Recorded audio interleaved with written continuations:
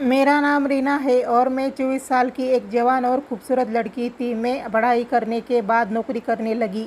आज मेरी छुट्टी थी और मैं घर का सामान लेने के लिए बाज़ार गई तो गर्मी की वजह से मुझे चक्कर आने लगे। मैं एक हफ्ते का सामान खरीद कर घर वापस आ रही थी, तभी एक आदमी मुझसे टकरा गया। मुझे बहुत शर्मिंदगी का एहसास हुआ। मेरी वजह से उन्हें काफ़ी ज़ोर से चोट लगी थी। गर्मी की वजह से वो भी पसीना पसीना हो रहे थे। मैंने उस आदमी से माफ़ी मांगी तो कहने लगे कि बहन जी, मुझे काम की बहुत ज़रूरत है। मैं पहले एक दुकान पर नौकरी करता था, लेकिन फिर वो दुकान बंद हो गई और मैं बेरोज़गार हो गया। मैं हर दिन काम की तलाश में बाज़ार आता हूँ, लेकिन कोई मेरी उम्र देखकर मुझे काम नहीं देता। मैं बहुत ही बुरी हालत में ज़िंदगी गुजार कर रहा हूँ।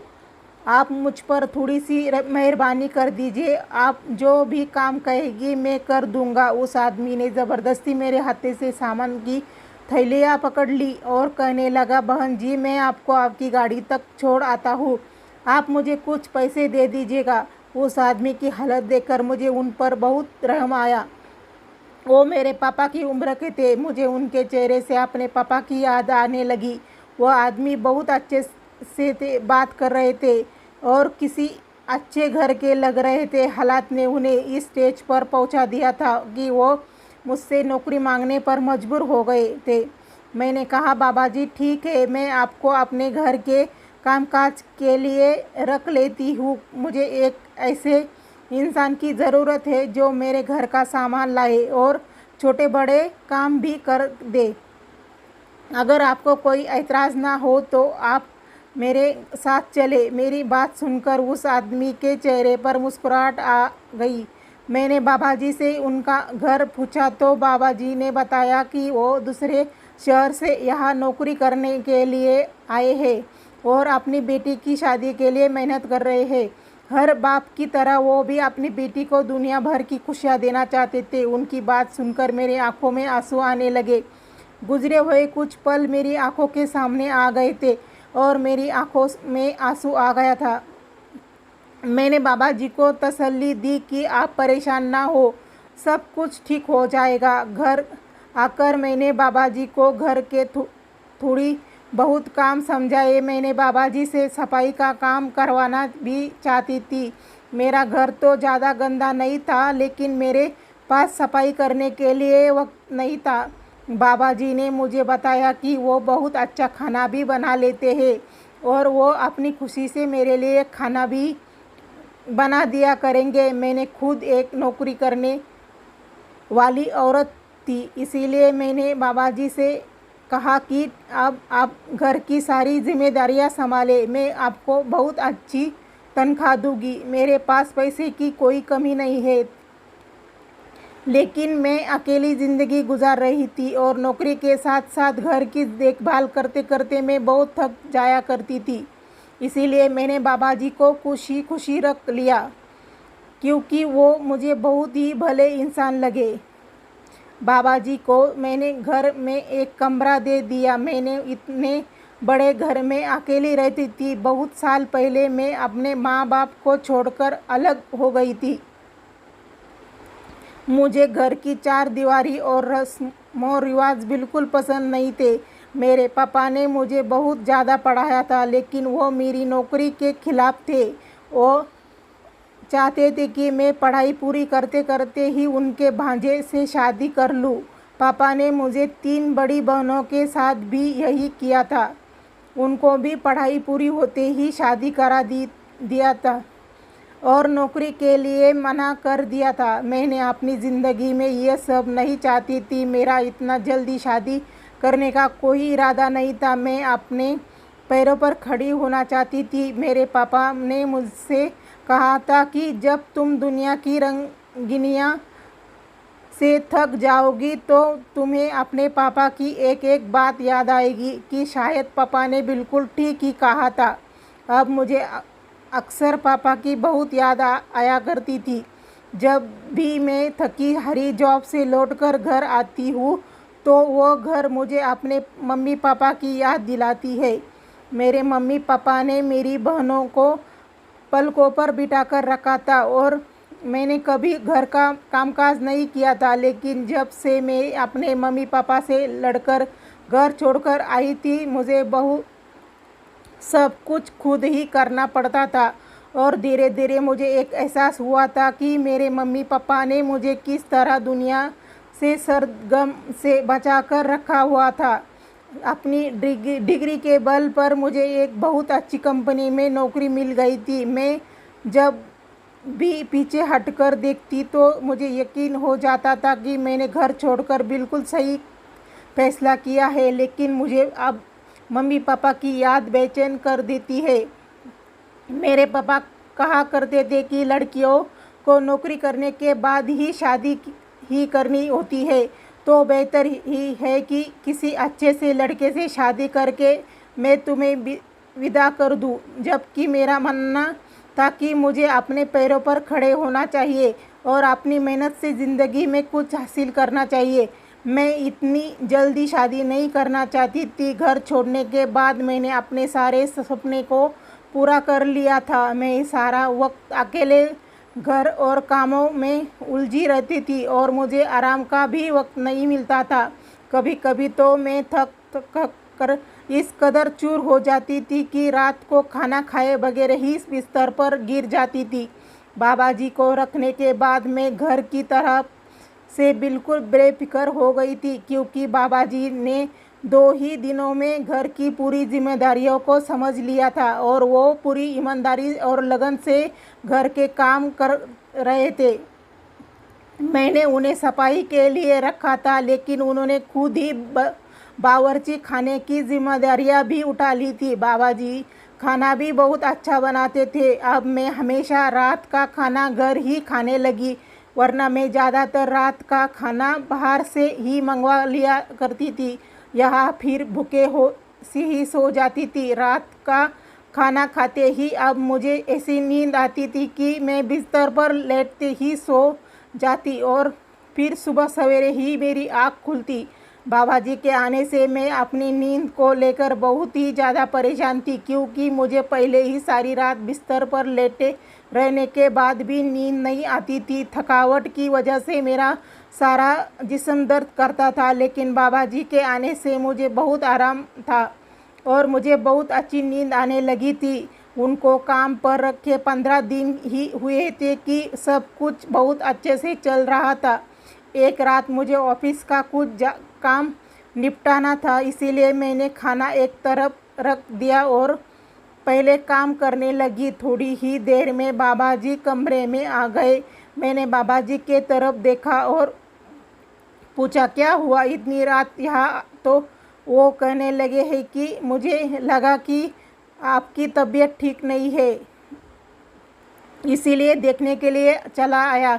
क्योंकि आपके कमरे की बत्ती जल रही थी तो मुझे आपकी फिक्र हुई। मैंने बाबा जी से कहा कि नहीं, मैं बिल्कुल ठीक हूँ, अपना काम कर रही हूँ, आप जाकर सो जाइए। बाबा जी चले गए। जब अपना काम ख़त्म करके मैं सोने लगी तो मेरे दिमाग में एक सवाल आया कि बाबा जी इतनी रात तक क्यों जग रहे थे, जबकि वो तो मुझसे पहले उठे हुए थे।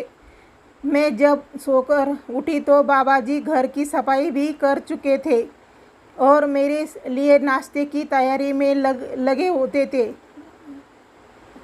इसी सोच में कुछ देर के बाद सो गई और हमेशा की तरह सुबह उठकर ऑफिस चली गई। लेकिन कहीं ना कहीं मेरे दिमाग में बाबा जी को लेकर बहुत सारी सवाल उठ रहे थे। मैं बाबा जी को बिल्कुल भी नहीं जानती थी और मैंने उन पर इस कदर भरोसा कर लिया था कि उन्हें अपने घर में जगह दे दी थी। मुझे ऑफिस में पहले ही बहुत सारी परेशानियों का सामना था और अब ऐसे में बाबा जी को लेकर मैं बहुत परेशान हो गई थी। वैसे तो बाबा जी बहुत अच्छे से बात करते थे और दिन लगाकर घर के कामकाज करते थे, मुझे उनसे कोई परेशानी नहीं थी। लेकिन कल रात की बात ने मुझे कुछ उलझन में डाल दिया था। शाम को जब मैं घर वापस लौटी तो बाबा जी ने फ़ौरन चाय बनाई और मेरे कमरे में ले आए। मैंने बाबा जी से पूछा कि उनके घर वाले कैसे हैं और उनकी बेटी की शादी कब है। बाबा जी खुद ही बताने लगे कि उनके घर वाले गांव में रहते हैं और बाबा जी को शहर आए कई साल गुजर चुके हैं। वो यही नौकरी करते हैं और एक साल में एक बार अपने घर का चक्कर लगाते हैं। उनकी बेटी की शादी में 6 महीने बाकी है और बाबा जी को उसकी शादी की तैयारियों करनी है, इसीलिए उन्हें पैसों की ज़रूरत है। मैंने बाबा जी से कहा कि आप फिक्र ना करें, मुझसे जितना हो सके आपकी बेटी की शादी के लिए आपकी मदद करूँगी। वह बहुत खुश हुए और चले गए। मैं सोचने लगी कि ना जाने मैं इस आदमी पर विश्वास करके ठीक भी कर रही हूँ या नहीं। मैंने सोचा कि मुझे एक बार बाबा जी को आजमा लेना चाहिए। मैंने रात को खाना नहीं खाया बल्कि बीमारी का बहाना करके जल्दी सोने के लिए लेट गई। मैं आँख बंद करके काफ़ी देर लेटी हुई थी लेकिन कुछ भी नहीं हुआ। सोच रही थी कि मैंने फालतू में एक अच्छे इंसान पर शक किया और ना जाने क्या क्या सोच लिया। इतने में कमरे का दरवाज़ा खुला और वो आदमी कमरे में चले आया। मैं कमरे का दरवाज़ा लॉक करके ही सोने के लिए लेटी थी। उस आदमी ने घर की एक्स्ट्रा चाबियों से कमरे का दरवाज़ा खोला था। मेरी सांस रुकी थी। इतनी रात को न जाने मेरे कमरे में क्या करने आए थे। मुझे सोता हुआ देखकर वो वापस कमरे से बाहर निकल गए और मेरी सांस में सांस वापस आई। लेकिन उस वक्त मेरे कदमों तले से ज़मीन निकल गई जब उस आदमी के पीछे एक ऐसा इंसान कमरे में आया जिससे मैं बहुत अच्छी तरह पहचानती थी और वो मुझे यकीन नहीं आ रहा था कि वो इंसान आधी रात को मेरे घर में ही मौजूद हो सकता है। वो इंसान मेरे बिस्तर के करीब चला आया और मेरे पास बैठ गया। उसकी निगाहों में शरीर पर थी। जैसे ही उसने मेरे चेहरे पर हाथ फेरा मेरी जान निकल गई और मैं उठ बैठी। मुझे जागता हुआ पाकर वो इंसान भी हक्का बक्का रह गया। शायद उसे यकीन था कि मैं गहरी नींद में सो रही हूँ। मैंने फ़ौरन ही कमरे की सारी लाइटें जला दी और वो शोर मचा दिया। बाबा जी मेरी आवाज़ पर फ़ौरन कमरे में चले आए। मैं गुस्से से बाबा जी की तरफ देख रही थी और वो नज़रें झुकाए खड़े थे। मैंने आगे बढ़कर उस इंसान का कॉलर पकड़ लिया, उससे सवाल किया तो वो रात के इस वक्त मेरे घर में क्या कर रहा है, जबकि मैं अच्छी तरह जानती थी कि वो इंसान मेरे कमरे में क्यों आया है। जब मैं अपना घर छोड़कर नौकरी के लिए निकली तो मुझे अंदाज़ा हुआ था कि दुनिया में अच्छे लोगों के साथ साथ बहुत से बुरे लोग भी मौजूद हैं जो आपके लिए मुश्किल खड़ा कर देते हैं, खासकर उस वक्त जब आपके सर पर बाप या भाई का साया ना हो।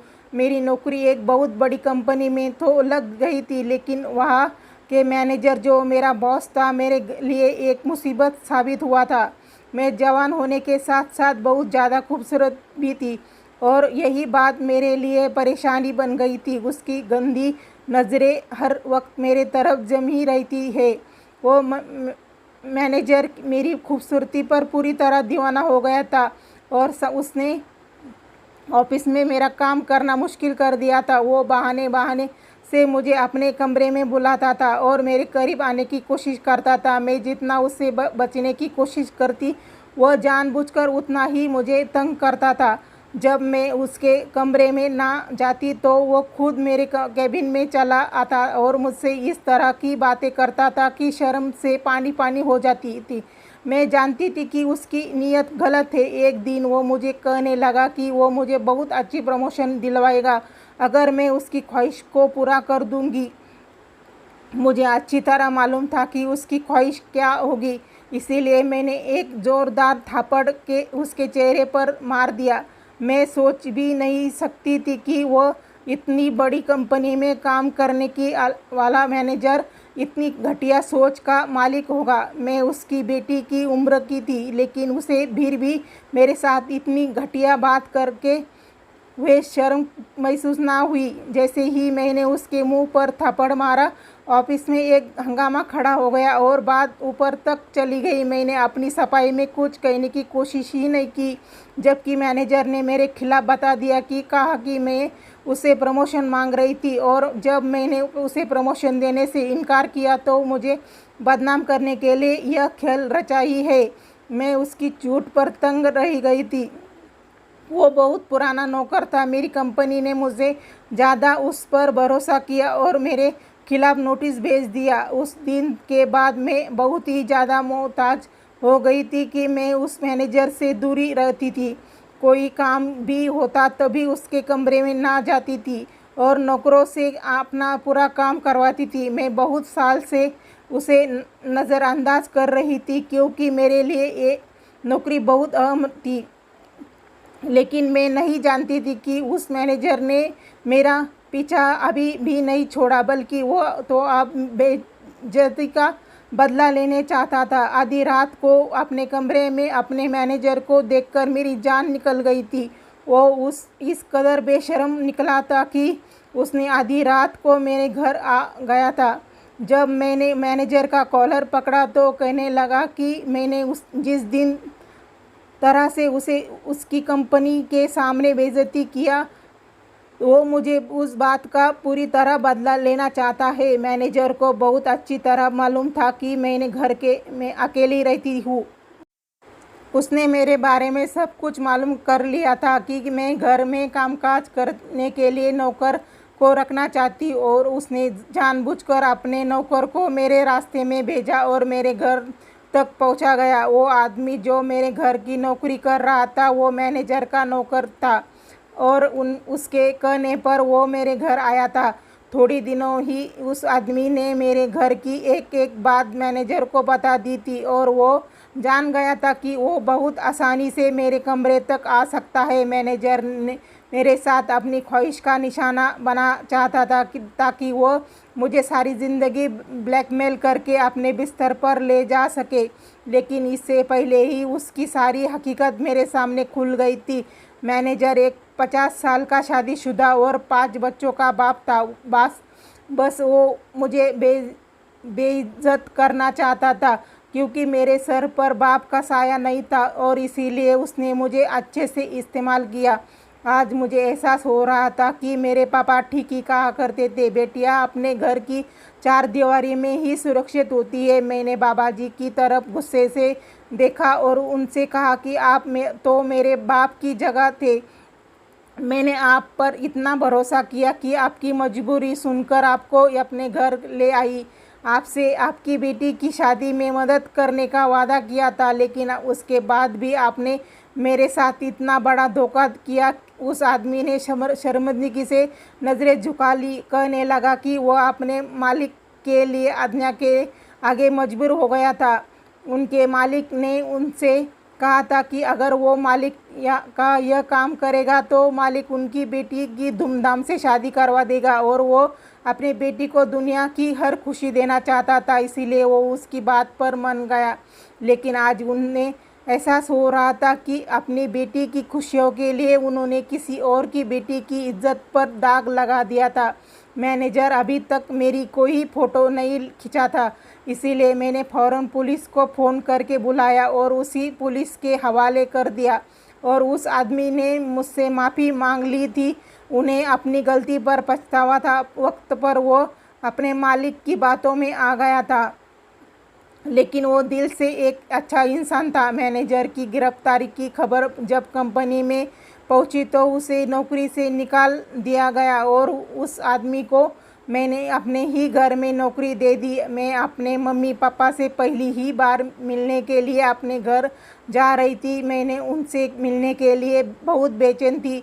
मैं उनसे माफ़ी मांगना चाहती थी, क्योंकि अब मुझे अच्छी तरह समझ आ गया था कि मैं कितनी गलत थी। पहले ही मुझे मम्मी पापा की बातें बहुत ही बुरी लगा करती थी, लेकिन अब मुझे पता चल गया था कि कहीं ना कहीं वो मुझसे ज़्यादा ज़माने की खबर रखते हैं। जब मैं अपने घर पहुंची तो मेरे पापा मुझे देखकर बहुत खुश हुए, और मेरे पापा ने सब कुछ भुलाकर मुझे अपने गले से लगा लिया। मैंने पापा को बताया कि मैं बहुत ही अच्छी नौकरी कर रही हूँ और अब मैं शादी करना चाहती हूँ। मेरी बात सुनकर पापा मुस्कुरा उठे और कहने लगे कि तुम्हें जो भी लड़का पसंद आए हम तुम्हारी शादी उससे करवा देंगे।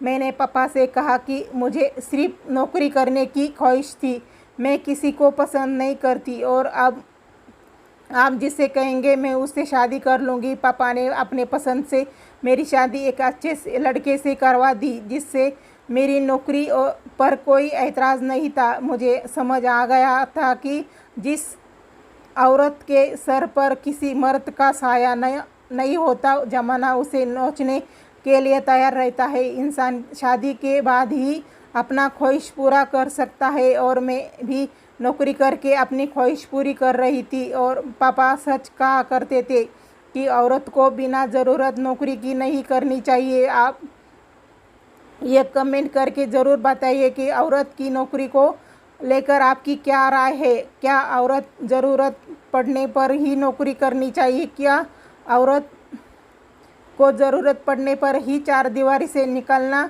चाहिए या फिर अपनी ख्वाहिश को पूरी करने के लिए?